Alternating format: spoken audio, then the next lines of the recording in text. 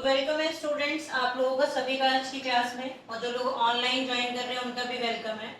ठीक है, तो हम लोग स्टार्ट करते हैं आपके टाइप बी डायमेंशंस की। जो पिछली क्लास में हमने टाइप ए किया था, आज हम स्टार्ट करेंगे टाइप बी। टाइप बी क्या नेम बताया था मैंने, इसको किस नाम से बोलते हैं बेटा? To find the dimension of a constant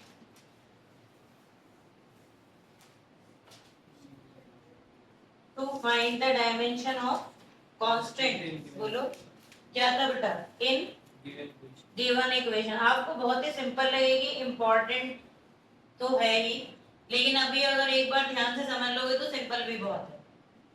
और इसको एक और तरीके से बुक्स में लिखा गया है, like quantities can be added और subtracted. Like quantities can be added और सब्ट्रैक्टेड। इसमें कुछ ऐसे शॉर्टकट्स भी हैं जो मैं आपको बताऊंगी, जो आप किसी कॉम्पिटिटिव एग्जाम में डायरेक्ट अप्लाई कर सकते हो। यानी जो एमसीक्यू वाला क्वेश्चन है उसमें स्टेप तो नहीं दिखाना पड़ेगा ना, तो उसमें हम डायरेक्ट कर सकते हैं, वो बाद में। पहले हम इसे डिटेल में समझते हैं क्या है। तो एक एग्जांपल ले लेती हूँ मैं आप लोगों के लिए इसका। सारे स्टूडेंट पहले इधर ध्यान दो और मेरी बात ध्यान से सुनो, मैं क्या बोल रही हूँ। इसमें आपको एक इक्वेशन दी जाती है। क्या दी जाएगी? एक इक्वेशन। मैंने आप लोगों के लिए इक्वेशन ले ली, सिंपली ऐसे ही ले रही हूं मैं आप लोगों के लिए। f is equal to a x square plus b x plus c. ऐसे कुछ भी ले लिया मैंने। वो आपको एक इक्वेशन देगा और उस इक्वेशन में ये बताएगा कि कौन क्या है, ये भी बताएगा। जैसे मैं बता रही हूँ कि ये फोर्स है, ये डिस्टेंस है, या डिस्प्लेसमेंट बोले, होगी तो लेंथी, और बोलेगा A B and C are constants.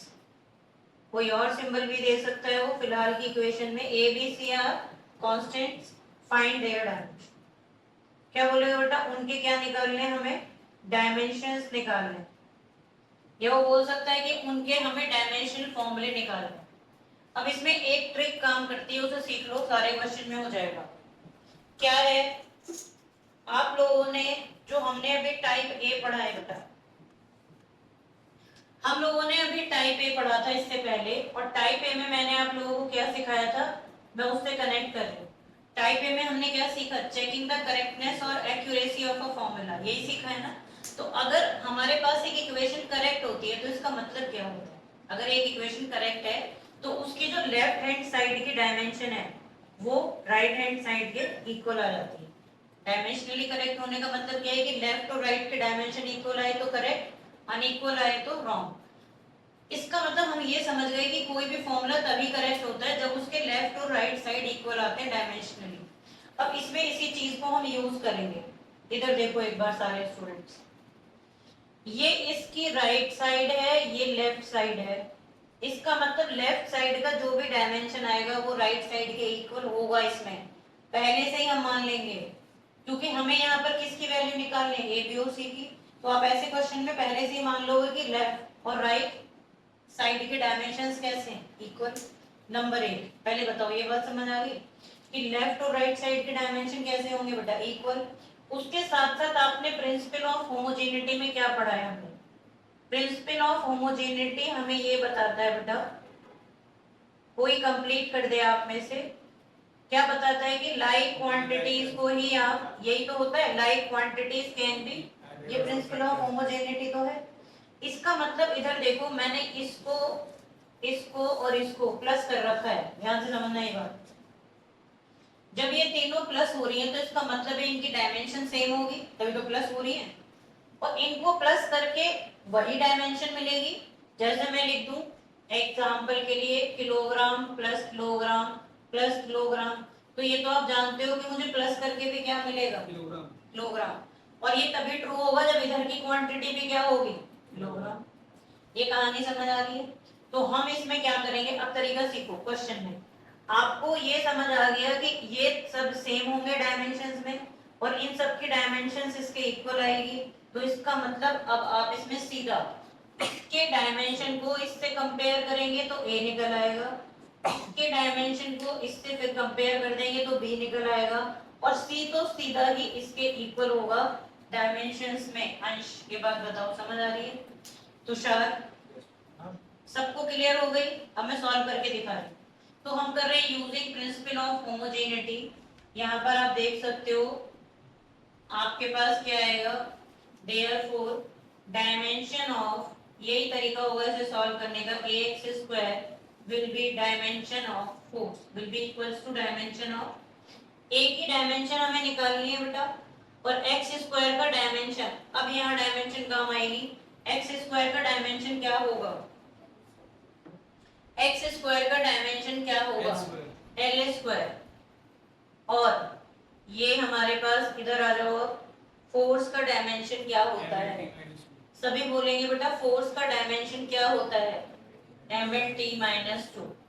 आप इसे सॉल्व कर दो। अब ये फिजिक्स खत्म, मैथमेटिकली आपकी मर्जी है, मैं आपको स्टेप वाइज बता रही हूँ, बाकी आप स्मार्टली कर सकते हो, डायरेक्ट भी देखो, इधर से इसे उड़ा दोगे उधर जाके वो माइनस में हो जाएगा, वो आपकी चॉइस है। ये तो मैं तो स्टेप वाइज बता रही हूँ, ए गया और ये ऊपर आके माइनस में होगा, तो क्या आया आंसर, ml माइनस 1t। आपके पास पहला आंसर आ चुका है, ए का डायमेंशन क्या है। अब उसमें जो कॉम्पिटिशन्स होते हैं उसमें आपको इसके अलावा आगे बढ़ जाएगा, अब पता है क्या बोलेगा, पूछेगा फाइंड द क्वांटिटी ए, मतलब ये जो डायमेंशन आई है ऑप्शन में डायमेंशन नहीं होगी, क्वांटिटी होगी। तो अगर तुम पहचान पाओगे किसकी डायमेंशन है, कोई पहचान पा रहा, ये प्रेशर है, ये स्ट्रेस है, ये यंग्स मॉडुलस है, ये मॉडुलस ऑफ इलास्टिसिटी है, कोई भी ऑप्शन दे सकता है विधि, समझ में आ रहा है स्टूडेंट्स?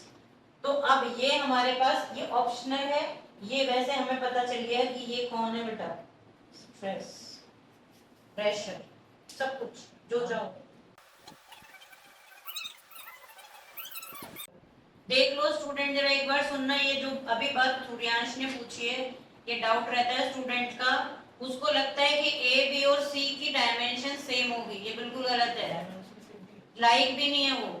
कौन कौन लाइक है, ए एक्स स्क्वायर, बी एक्स और सी, क्यों, ये प्रिंसिपल ऑफ होमोजेनिटी से, जैसे तुम्हें 2x प्लस 3x में पता चला कि यहाँ 5x ही आएगा, तुमने y नहीं लिखा, तो ये तुम्हें पता चल गया कि जब हम ऐड कर रहे हैं तो वो लाइक है, यहाँ तो तुम बचपन से पढ़ रहे हो यानी 6 से, तुम्हें पता है कि ये ऐड होंगे, लेकिन यहाँ इनकी शक्ल तो अलग अलग है, पर प्रिंसिपल ऑफ होमोजेनिटी ये कहता है कि अगर तुमने प्लस लगा दिया तो they must be like, you must treat, you can treat it as like, समझ रहे हो सूर्यांश?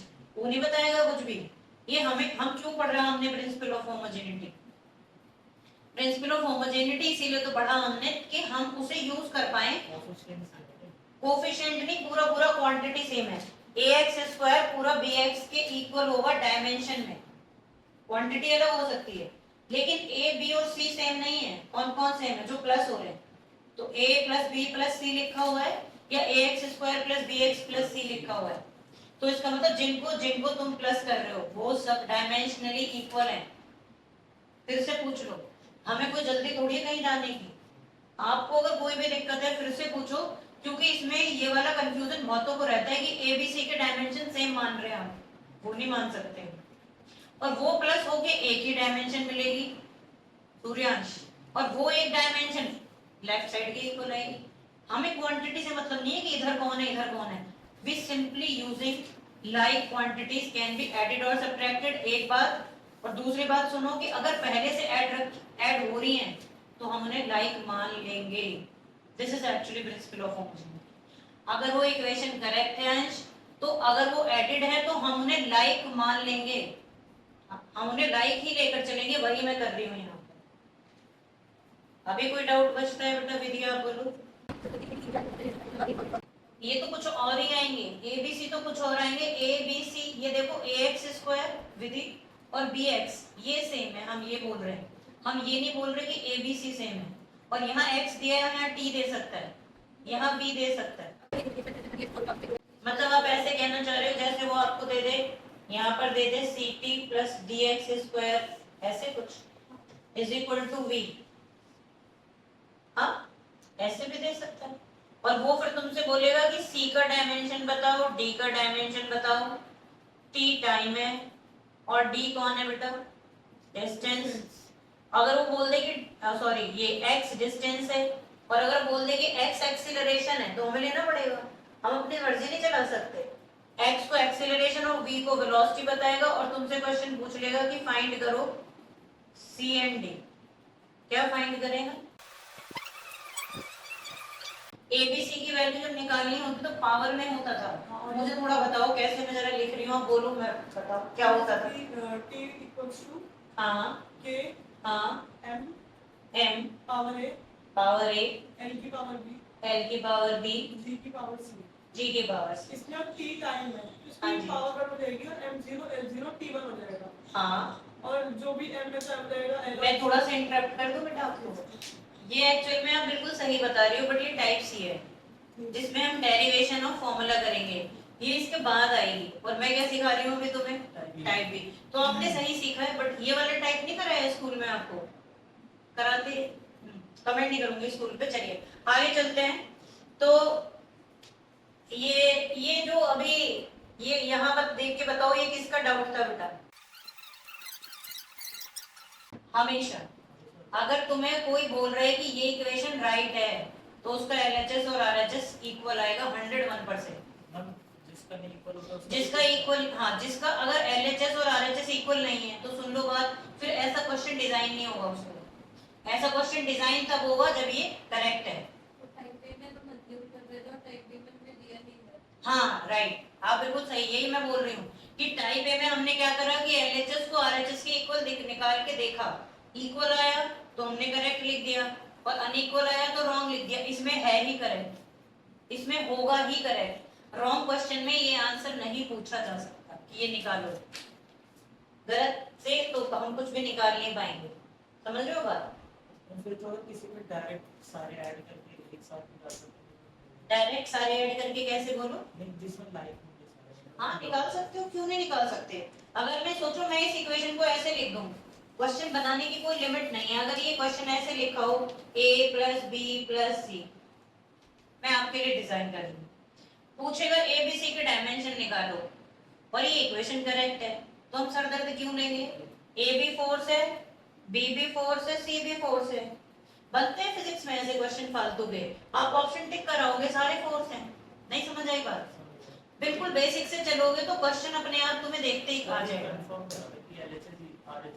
हाँ ये बात क्लियर है कि इस टाइप के अंदर एलएचएस और आरएचएस इक्वल है, इस टाइप के क्वेश्चन आएंगे।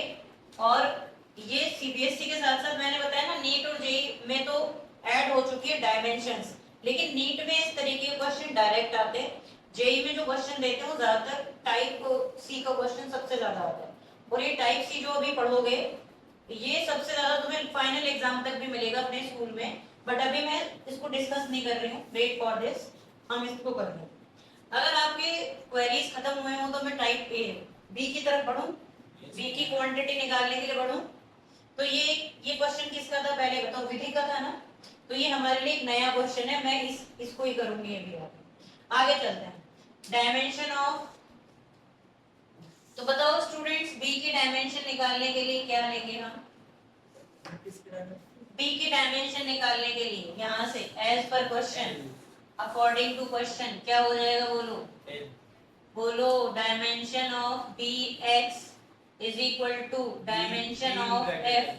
किसी स्टूडेंट की मुझे एल आवाज आ रही थी, बी का डायमेंशन एल नहीं होगा। हाँ कैसे निकालेंगे बेटा? बी का तुम्हें निकालना है, एक्स का क्या लिख दूं? एल बोलते हो सारे लोग, एक्स का क्या लिख दूं? एल, और एफ का क्या लिख दूं? Right, M L T minus two. L की कहानी खत्म, उड़ा दो इसको। कौन बचा तुम्हारे पास? पहचानोगे कौन है ये? एक्सेलरेशन। पहचानोगे कौन है ये?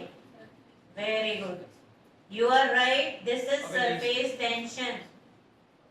कौन है बेटा?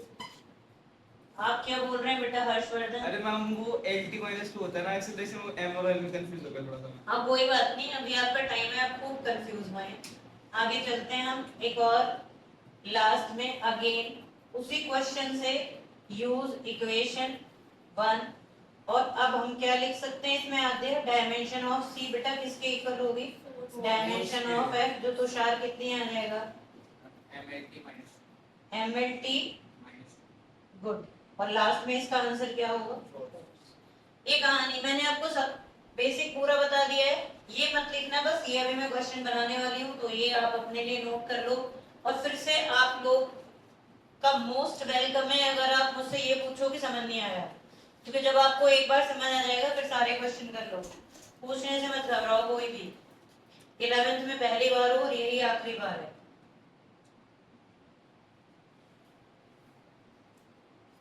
बस जो एक देख लो जो काम मैंने यहाँ पे किया है ना ये सब कर लेना अपने रजिस्टर में कुछ भी मत छोड़ना बोर्ड से क्योंकि बाकी क्वेश्चन में हेल्प करेगा और आगे जब आप अपने नोट्स से रिवाइज करोगे जब तक आप किसी कंपटीशन में सेलेक्ट नहीं हो जाते 12th के बाद भी ये नोट्स आपको हेल्प करते हैं कुछ भी ढूंढना पड़ेगा तो सीधा नोट्स उठाता है स्टूडेंट और ये याद रखना स्कूल बहुत ही स्पीड से भागेंगे आपके टेस्ट वगैरह आधी चीजें वो नहीं पढ़ाएंगे तो आपको पेपर बनाएंगे बहुत स्ट्रॉन्ग सारे स्कूल बहुत ऊपर पेपर बनाते 11th का लास्ट तक भी पास होने का मौका नहीं देते वो स्टूडेंट को तो मेरे पास पढ़ रहे हो तो गारंटी मेरी है कि टॉप करोगे आप लेकिन बस मेरे हिसाब से चलते रहना जो मैं टेस्ट दूं उसे मिस मत करना अभी तो मैं टेस्ट शुरू नहीं कर रही नेक्स्ट वीक से वीकेंड पे टेस्ट होगा या संडे बनाऊंगी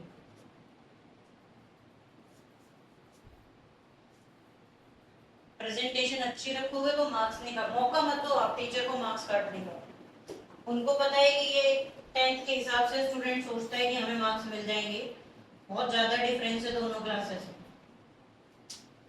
और फिर आप इसको क्वेश्चन 2 डाल के लैंग्वेज में कर लेना find the dimension of C and D खुद से ट्राई करेंगे मैं चेक करने आ रही हूँ जिनका हो जाएगा use the same steps and it's compulsory to write all steps बिल्कुल एकदम डायरेक्ट ना करें राइट में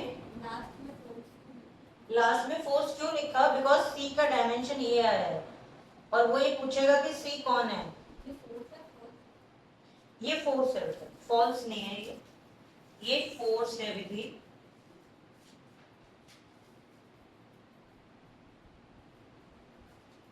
आप देखो मैंने जो किया है बस आप उसे फॉलो करो और जब आप फॉलो करोगे तो आपकी हैबिट में आ जाएगा जल्दी हाथ चलेगा और अगर आपने अभी आदत नहीं डाली देखो मैंने लिखा है ना यहाँ बेटा हर जगह लिखो ये चीज देखो मैंने यहाँ भी लिखी है मैं तो आप लोगों के लिए लिख रही हूँ मैं तो और भी कितनी जल्दी कर सकती हूँ इसको लेकिन आपको ये देख लो हर जगह मैं लिख रही हूँ तो ये चीज कंपलसरी है तभी मैंने लिखी है इसको अपनी हैबिट में ले आओ बाद में तो ये चैप्टर आप देखोगे कि ये चैप्टर कुछ भी नहीं है पूरी फिजिक्स तो फिर अलग ही है कुछ ये तो बेसिक पढ़ रहे होगी असली फिजिक्स तो स्ट्रेट लाइन से शुरू होगी चलें कितने स्टूडेंट्स इसका आंसर निकाल चुके हैं let us match this answer तो क्या कितने स्टूडेंट्स को भी टाइम चाहिए आंसर निकालने के लिए जो स्टूडेंट्स को टाइम चाहिए वो कर ले बाकी लोग टाइप मैंने जो आपको पेज दिया है बेटा टाइप बी का क्वेश्चन 2 करो यहीं पर क्वेश्चन वर्क बाकी टाइप तो होमवर्क में करो पेज निकाल लो अंश टाइप बी क्वेश्चन 2 ट्राई करो मैं इसके आंसर्स मैच करा और एक फोल्डर बना लो जो असाइनमेंट्स के लिए होगा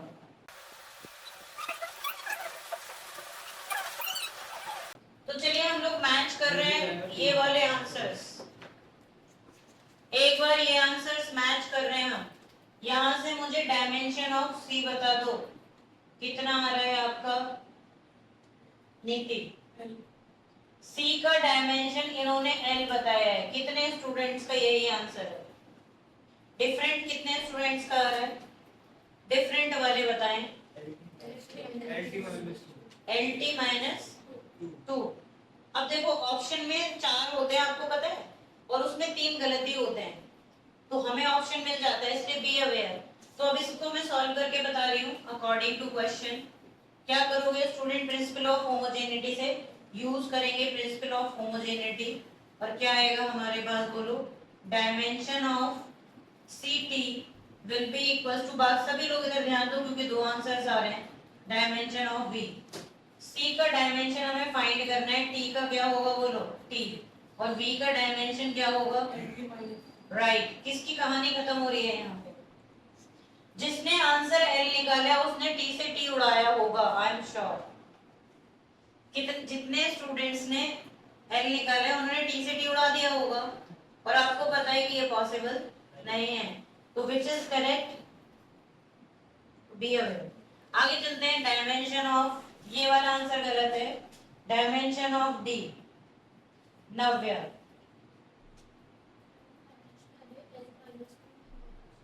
L minus one T minus to, कितने स्टूडेंट, माइनस दोबारा बोलो, L minus one T minus one, कितने स्टूडेंट्स के यही आंसर मैच कर रहा है, कोई different answer, this is correct, ऐसे ही निकालेंगे कंपेयर करके। हाँ बोलो, टाइप बी का क्वेश्चन नंबर 2 ना, हाँ इसमें डायमेंशन लाइन पहले, पहली लाइन होती है यूज प्रिंसिपल ऑफ होमोजेनिटी, और उसके बाद ये लिखोगे जैसे मैंने लिखा है, dimension of CT is equal to dimension of B, जो भी क्वांटिटीज है उनको कंपेयर करके और सीधा सॉल्व कर दो बस। स्टार्टिंग में से by by using principle of homogeneity, तो वो नीचे जब dx को आगे निकालना तब भी है। हाँ बस नहीं, वो लाइन एक ही बार लिखनी है, अगेन एंड आल्सो करके, because we are using the same principle. Question 2 के आंसर्स ऑब्वियस है, आपके पास हैं, असाइनमेंट में दिए हुए हैं, किसी को इनकन्वीनियंट हो रही है सॉल्व करने में? 2 1 तो सिंपल है, 1 तो आप कर लोगे, क्वेश्चन 2 करो, 1 आपका होमवर्क है, it's a simple question, we are doing tricky one.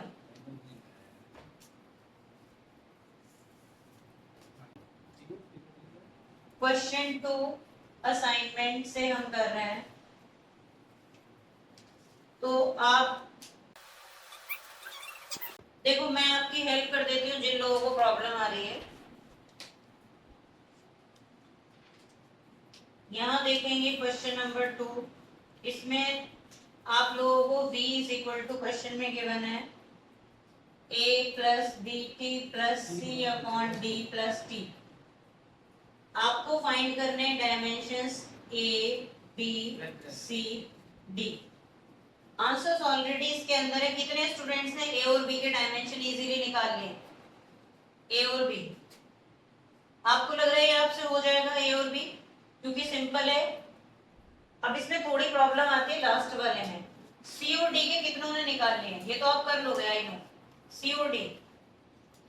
पहले वो स्टूडेंट हैंड रेज करे जो ए और बी का डायमेंशन नहीं निकाल पाएगा, रेज योर हैंड जो ए और बी का नहीं निकाल पाएगा। अब मुझे वो हैंड रेज करे जिसने सी और डी का निकाल लिया है, रेज योर हैंड, सी और डी के डायमेंशन जिन्होंने निकाल लिए, हाँ नहीं किया ना, तो अब सभी लोग ऊपर देखो, इसमें मुझे एक नई चीज सिखानी है, इसीलिए मैंने आपको क्वेश्चन 1 नहीं दिया, 2 दिया है, इसके अंदर एक नई चीज आ गई। अब सारी बातें ध्यान से सुनना, क्योंकि वही आप लगाओगे। देखो इधर, हम लोग प्रिंसिपल ऑफ होमोजेनिटी से क्या जानते हैं स्टूडेंट्स? हाँ, प्रिंसिपल ऑफ होमोजेनिटी से आपको पता है a का डायमेंशन, bt का डायमेंशन, ये भी v के इक्वल होगा, ये भी v के इक्वल होगा, इजंट इट? और ये क्या होगा बेटा, c upon d plus t, ये भी पूरा किसके इक्वल होगा? क्या जो मैंने बोला आपको क्लियर है? अब a और b के डायमेंशन हम ऑलरेडी सीख चुके हैं कैसे निकालने हैं, तो आप सीधा निकाल सकते हो बेटा, dimension of a will be equals to, बोलो, डायमेंशन ऑफ bt, और answer, sorry, dimension of a is equal to dimension of v, and v is according to question velocity है, तो आंसर क्या आ जाएगा? आपका आंसर करेक्ट आ गया। COD निकालने के लिए दो इक्वेशन बनाना अभी थोड़ा पेशेंस रखो, देखो बहुत डायरेक्ट हो जाएगा, कुछ नहीं करना, इट्स सिंपल, बट मैं इसलिए कर रही हूँ क्योंकि क्वेश्चन इनकम्प्लीट रह जाएगा, तो मैं पूरा बता दूं। Dimension of bt is equal to dimension of v, v तुम्हें पता नहीं है, निकालना है, वेलोसिटी का lt माइनस 1, फिर से ये गलती तो नहीं की आपने, तो b कौन आ गया बेटा, lt माइनस 2। देखो, जो मैथ्स में हो या बायो में, आप डायरेक्ट देख लो बेटा, इसकी पावर 1 है, और जब उधर जाएगी तो माइनस में हो जाएगी, और माइनस में जाके ऐड हो जाएगी, तो ये कौन आ गया आपके पास, बोलो, एक्सीलरेशन। ये कौन आ गया तुम्हारे पास, वेलोसिटी, स्पीड, कुछ भी, वेलोसिटी बोलो, स्पीड बोलो, एक ही बात, एक बात, मतलब वैसे नहीं है, डायमेंशन में एक बात। अब ये जो खास बात आपको सिखानी है वो है, ध्यान देना मैं क्या कर रही हूँ, तुम लोगों को भी ऐसा ही कुछ करना होगा, velocity of c plus d, velocity of c upon d plus t dimension, ये किसके इक्वल हो गई बेटा? Dimension of v। मैं थोड़ा स्पेस छोड़ा है जानबूझ के, पहले ये देखो प्रिंसिपल ऑफ होमोजेनिटी से अगेन हमारे पास क्या होगा? Dimension of this whole term will be equals to v। अब हमने ऐसा कोई मैथ्स नहीं पढ़ा जिसमें हम एक ही इक्वेशन से दो वेरिएबल निकालने हैं, हमें नहीं आता और ना ही होता है। दो वेरिएबल दो इक्वेशन, लेकिन आप जानते हो इसमें हमें कोई दो इक्वेशन बनाने की जरूरत नहीं है, डायरेक्ट हो रहा है। कैसे पता? न्यूमरेटर में देखो कौन प्लस हो रहा है, d plus t। जानते हो न्यूमरेटर में प्लस होके रखे ये टर्म, और अगर न्यूमरेटर में ये माइनस होके भी रख सकता था तो भी सेम बात होती। अगर न्यूमरेटर में d माइनस टी करता या d प्लस टी करता तो प्रिंसिपल ऑफ होमोजेनिटी से कोई फर्क पड़ रहा है क्या? तो हम पता है क्या लिखेंगे, इसमें पहले d आएगा इन डिनोमिनेटर, यही इसका खास बात है, जो d प्लस टी, ये प्लस तभी हो सकता है जब डायमेंशन ऑफ d किसके इक्वल होगा? ये है इस क्वेश्चन की खास बात। बिना कुछ करे आपके पास d का डायमेंशन निकल आया, तो d का डायमेंशन पहले निकलेगा, c का बाद में आएगा। क्या जो मैंने लिखा वो समझ में आया? दोबारा से समझो। एक्चुअल में जब तुम सीख जाओगे तो तुम्हें अकल लगानी आ जाएगी। डिनोमिनेटर ये सब तो प्लस प्लस हो रहे, ठीक है, डिनोमिनेटर में उसने d को t से प्लस कर रखा है, d को किससे प्लस कर रखा है? t से। और t हमें पहले ही बता रहा है कि टाइम है, हाँ। तो d भी तो टाइम ही होगा प्रिंसिपल ऑफ होमोजेनिटी से। अरे बोलो, जब वो सूर्यांश डिनोमिनेटर में d प्लस टी कर रहा है और हमें बता रहा है कि t टाइम है, और हम ऑलरेडी बार बार पढ़ रहे हैं कि ऐड नहीं कर सकते हैं, सबट्रैक्ट नहीं कर सकते हैं जिनका डायमेंशन सेम है। अरे तो क्वेश्चन में बोलेगा ना बेटा, अगर वो बोल रहे हैं टी टाइम है तो हम टाइम लेंगे, अगर बोलेगा टी टेम्परेचर है हम टेम्परेचर ले लेंगे, टी फ्रीक्वेंसी हम फ्रीक्वेंसी ले लेंगे, और वही टी होगा। डी डिस्टेंस नहीं है, डी अननोन है, एक ही अननोन होगा। आप क्वेश्चन में देखो ना उसने क्या बोला है आपको, आपको एज पर क्वेश्चन चलना है। सूर्यांश पढ़ना जरा जोर से क्वेश्चन, इधर देखो ऊपर मेरी तरफ। क्वेश्चन में बोला है एबीसीडी के डायमेंशन निकालो, तो डी को तुम कैसे बोल सकते हो कि डिस्टेंस होगा? डी तो हमें पता ही नहीं है कौन होगा, उसने टाइम टी को बोला है क्वेश्चन में। टी जो टर्म है वो किसको रिप्रेजेंट कर रही है क्वेश्चन में? टाइम को, तो इसलिए हमने लिया। अगर वो ये लिख देता कि टी एक्सीलरेशन है तो हमें एक्सीलरेशन लेना पड़ता, अपनी मर्जी से क्वेश्चन में कुछ नहीं कर सकते। फिजिक्स में ये बात याद रखना, आप कोई सिंबल जब तक वो बोल ना दे कि इसके यूजुअल मीनिंग्स हैं तभी आप ले सकते हो, नहीं तो नहीं ले सकते। डी को भी कैसे सेम है? क्योंकि डी उसने पूछा है, बताओ सेम कैसे ले सकते हैं? प्रिंसिपल ऑफ होमोजेनिटी से क्या पढ़ा है हमने? दो क्वांटिटी को तभी तो ऐड करोगे। आपने यहाँ पर जब मैंने क्वेश्चन पूछा था कि 3x question mark is equal to 7x, तो क्यों बता रहे हो मुझे 4x? एक छोटा स्टूडेंट, छोटा बच्चा तुमसे अड़ जाए इस बात पे लेके, थर्ड फोर्थ का, सिक्स्थ में ही सीखते हैं वेरिएबल, वो अड़ जाए तुमसे लेके कि यहाँ भैया 4x क्यों लिख रहे हो आप, तुम्हें क्या x ज्यादा पसंद आ रहा है, z बनाओ यहाँ पे। क्यों बना रहे हैं हम यहाँ? 26 अल्फाबेट है, y क्यों नहीं लिखते? अब वो बार बार हर एक अल्फाबेट को लेके तुमसे अड़ जाता है। तुम बोलते हो नहीं देखो बेटा इधर भी x है इधर भी x है, तो वेरिएबल में x ही आएगा, y नहीं लिख सकते। उसने फिर पूछा चलो ठीक है y नहीं लिख सकते, z लिख दे। फिर तुमने z को भी यही लॉजिक देके समझाया, फिर पूछेगा m लिख दूं। अब तुम्हें कैसा लगेगा? और तुम क्या कंक्लूजन निकालोगे इस बात से कि वो कहाँ लैग कर रहा है समझने में? अरे बोलो, उसके क्वेश्चन सही है क्या तुमसे जो बार बार दाग रहे हो तुम्हारे ऊपर? भैया ये x कहाँ से आ गया मुझे समझ नहीं आ रहा, कहाँ से आया x? Answer it. सेम है क्यों? उसे तो समझ में ही नहीं आ रहा, लेकिन मैं भी तो ये बार बार बता रही हूँ। प्रिंसिपल ऑफ होमोजेनिटी ये कह रही है कि वो आप तभी ऐड करोगे जब सेम है। टी वो बता रहा है टाइम है, और डी बोल रहा है निकालो। जैसे x उसने दे दिया है 7x लिख के क्वेश्चन मार्क लगा दिया, निकालो का मतलब ये नोन हो गया कि वो कौन है, x है। हमारे प्यारे अल्फाबेट 26 हैं, लेकिन डी की वजह से रखती है। हाँ तुम उसे बहुत प्यार से बार बार यही बात समझाते रहना और वो 26 के 26 अल्फाबेट तुम्हें गिनाता रहेगा। यही होता है, मतलब होना चाहिए एक बार। तो मुझे बताओ उसकी क्वेरी सही है कि गलत है उस बच्चे की? सही है ना?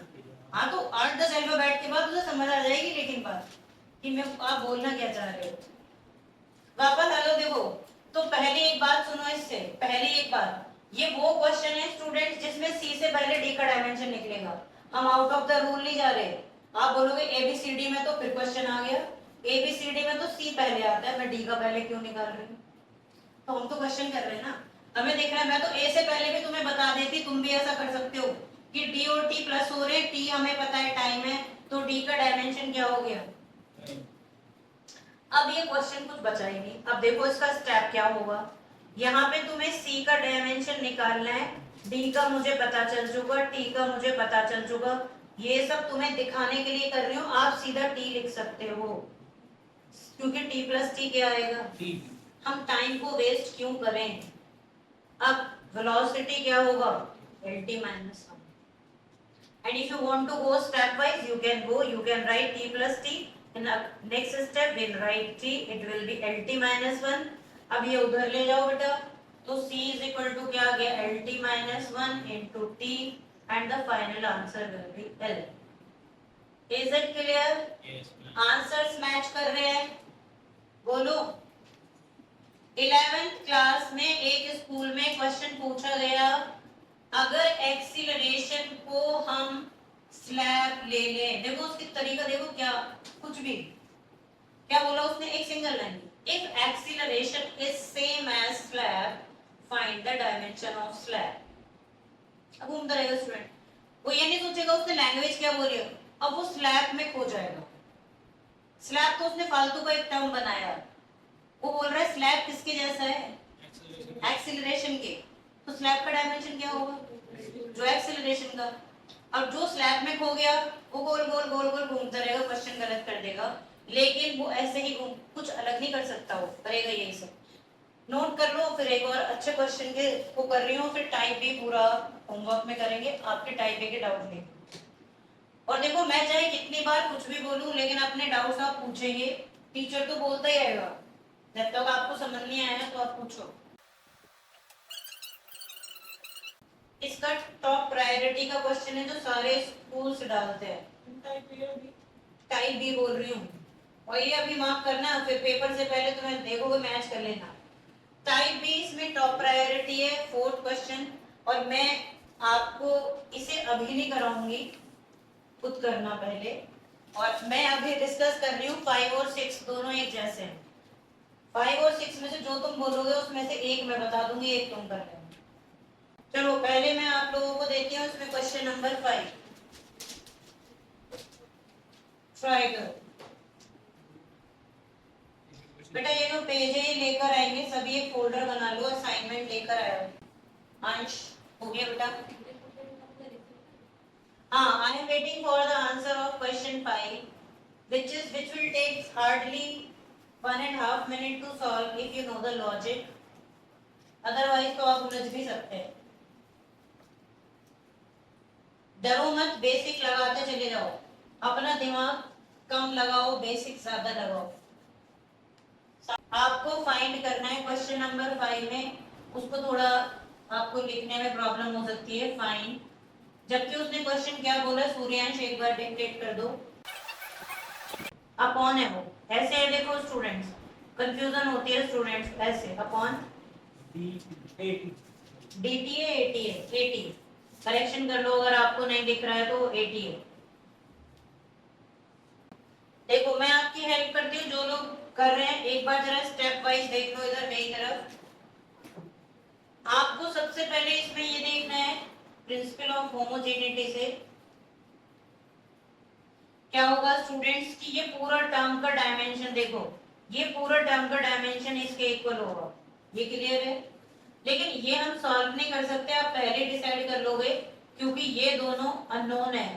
तो हम पहले न्यूमरेटर में देखेंगे इस बार क्या हो रहा है बेटा। इन न्यूमरेटर जो प्लस माइनस हो रहे हैं पहले उन्हें देख लो, b माइनस एक्स स्क्वायर क्या होगा, ये दोनों माइनस हो रहे हैं तो इसका मतलब बेटा डायमेंशन ऑफ बी किसके इक्वल होगी?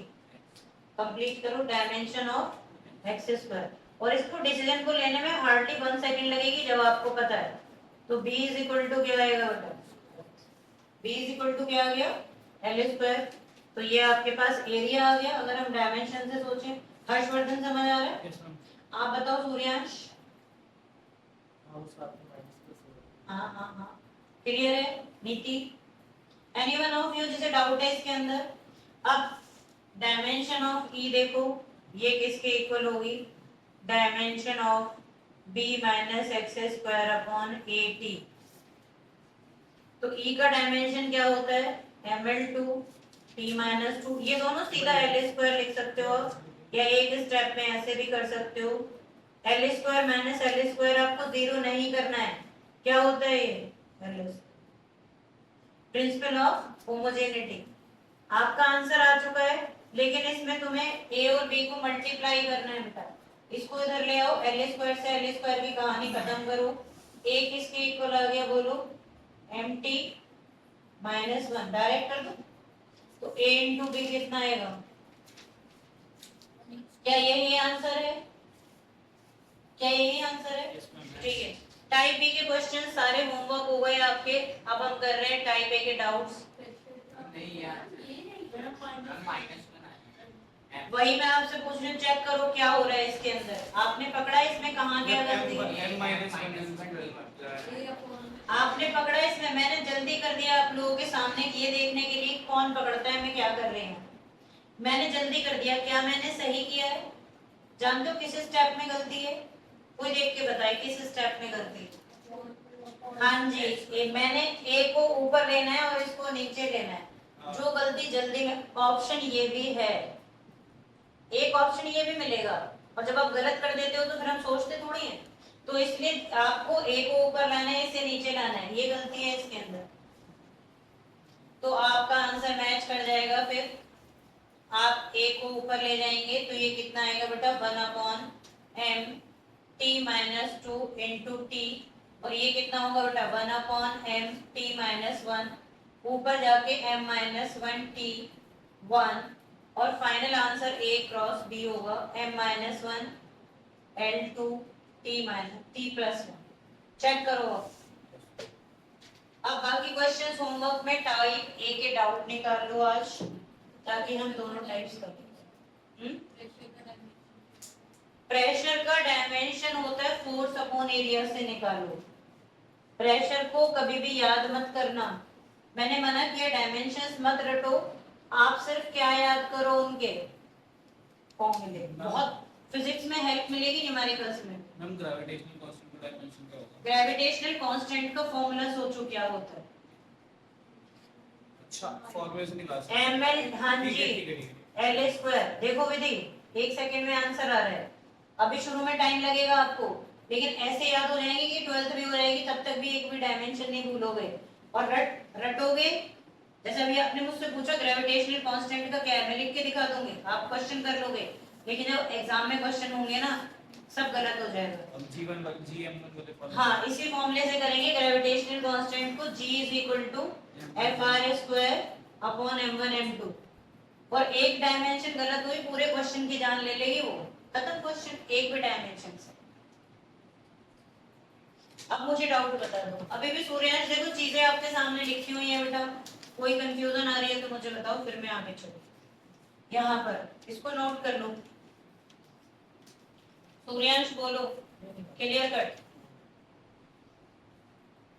चलते हैं टाइप ए के डाउट्स की तरफ। ये लिख लो कहीं कि हमें डायमेंशंस याद ही नहीं करनी है, हमें फॉर्मूले याद करने हैं। आप लॉन्ग मेथड से जाओ और एग्जाम में भी निकालो, आपके हाथ इतने फास्ट चलेंगे, गलती की प्रोबेबिलिटी 0 होगी और सारे क्वेश्चंस में हेल्प मिलेगी।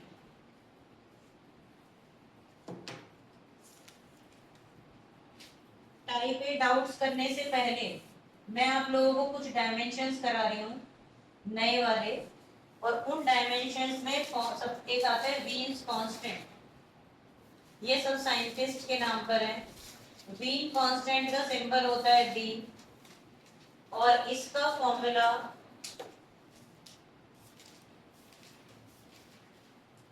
क्वांटिटी फॉर्मूला, इसका फॉर्मूला होता है, इन्होंने बताया था कि ये जो दोनों वेवलेंथ और टेम्परेचर दोनों का मल्टीप्लिकेशन बी होता है।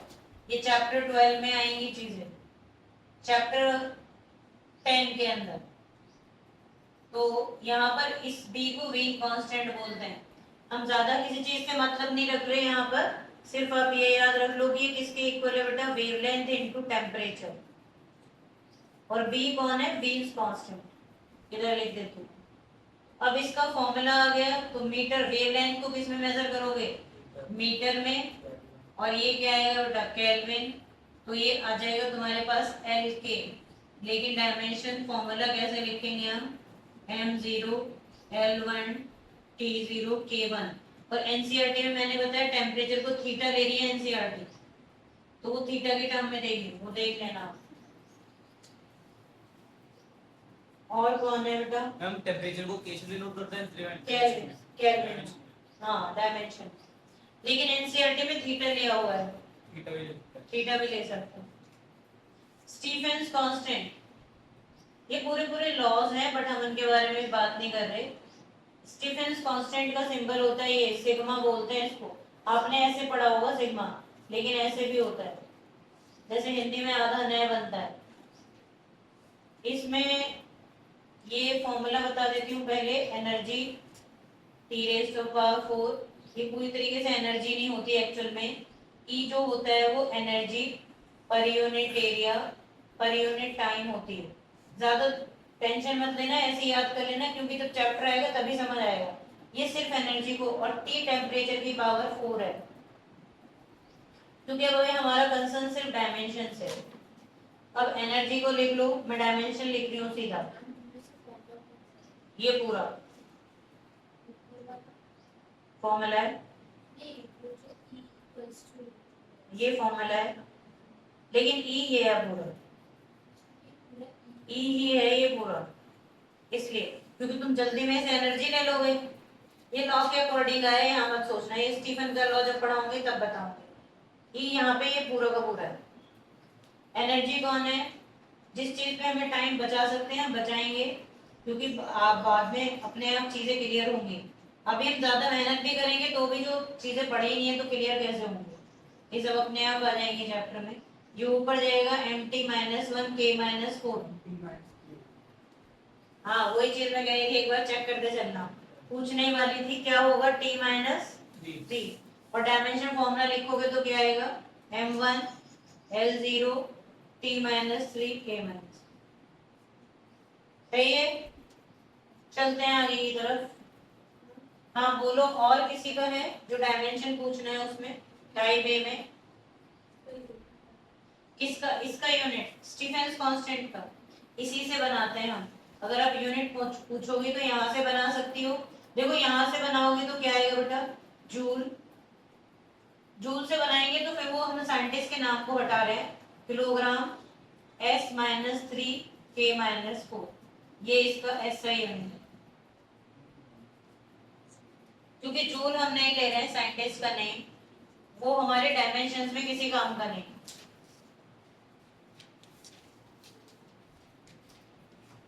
चलो आगे, और कोई डायमेंशन जो उसमें दिए टाइप ए में, हाँ सी स्पीड ऑफ लाइट है, देखो ऐसे दिया होगा E = mc², तो सी को स्पीड ऑफ लाइट लेना है बेटा, और स्पीड ऑफ लाइट में बाकी कुछ मत देखना, बस स्पीड देखना। ई एनर्जी है। एक क्वेश्चन तुम्हें ऐसे दिया होगा SNF = U + A/2 2n-1, ये टाइप ए का क्वेश्चन है। हाँ वही सब मैं बता रही हूँ बेटा, ये बहुत ही इंपॉर्टेंट है एग्जाम के लिए, क्योंकि ये नया है। और क्या नया है, this is fourth equation of motion. क्या है ये, fourth, right, fourth equation of motion. आपने 3 पढ़ी है, ये 11th में इंट्रोड्यूस होगी, मैं पढ़ाऊंगी काइनेमेटिक्स में, लेकिन यहाँ पर आपको चेक करने के लिए है ये। और इसके अंदर कौन क्या है ये समझ लो। ये SNF क्या होता है, distance, distance per unit time, distance क्या है, कैसे आया है, वो सब तो बाद की चीजें हैं। तुम्हें तो बस ये याद रखना है कि ये डिस्टेंस अपॉन टाइम है। एसएनएच कौन है बेटा, डिस्टेंस अपॉन टाइम, यानी क्या बन गया, हाँ बिल्कुल सही बोल रहे हो, स्पीड बन जाएगा। u यहाँ पर इनिशियल वेलोसिटी है, a यहाँ पर एक्सीलरेशन है, t यहाँ पर टाइम है, सॉरी n यहाँ पर टाइम है, a एक्सील लिख डालो, अपने शीट पर लिख डालो, जो शीट आज नहीं लेकर आए हो वो इस पे डायरेक्ट इसको लिख दो, इसको चेक कर लेना घर जाके। और S N H light speed है। और पूछो डाउट टाइप ए का, फिर हम अगले क्लास में क्योंकि टाइप सी स्टार्ट कर देंगे। हाँ मैं आपके सामने लिख रही हूँ टाइप ए का क्वेश्चन नंबर 9। वो थोड़ा हो सकता है आपको देखने में ना पता चला हो कैसे है, तो देखो हम क्या है इसके अंदर, v is equal to pi upon 8 p r raised to the power 4 upon eta है, ऐसे लिखा हो। इनकरेक्ट नहीं है बट ये करेक्ट है, मैं करके दिखाऊं, कितने स्टूडेंट्स ने सॉल्व कर लिया ये वाला। तो देखो मैं थोड़ा डायरेक्ट कर रही हूँ, एक स्टेप लिख के ऑन राइटिंग डायमेंशंस, आप देख लो बेटा बोथ साइड्स, क्या गलती हुई है उसे मैच कर लो।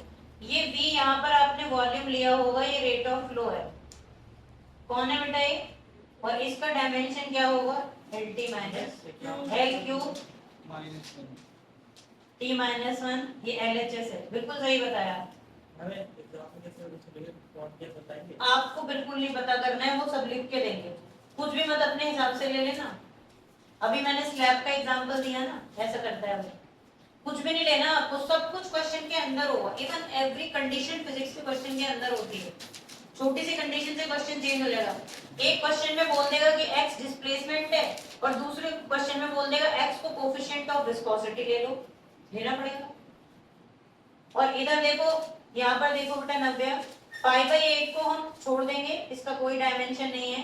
p का डायमेंशन बोलो प्रेशर का ml माइनस 1, रेडियस का बोलो L4, ईटा का बोलो, ये तो डायरेक्ट मैंने बोला याद कर दो, coefficient of viscosity ml minus 1, एक तो रख ही सकते हैं हम डायरेक्ट यार, और लेंथ l, चला दो हथियार, कौन कौन गायब हो रहा है, l माइनस 1 से m से m गया, एक l से ये 3 टाइम चला गया, ये t ऊपर चला गया, l3 t माइनस 3 मतलब जो मैम, L माइनस थीटा है ये अपॉन में है। एल वो टी माइनस ओ अच्छा ईटा अपॉन है। हाँ ईटा अपॉन में, वही मैंने बोला, देखो लिखा आपके सामने, वो देखने में आपको लगा होगा। मैम रेट ऑफ फ्लो जो है वो तो स्पीड हुई ना, हमने L rate of flow is not speed, rate of flow is the volume of the water. एक पाइप के अंदर वाटर फ्लो कर रहा है, कितना पानी फ्लो कर रहा है पर सेकंड, ये है रेट ऑफ फ्लो। तो वो आपने उसे स्पीड समझा ना, तो वॉल्यूम फ्लोइंग पर सेकंड, इसीलिए इसको रेट बोलते हैं। ठीक है बेटा, थैंक यू, नेक्स्ट क्लास में आगे कंटिन्यू करते हैं।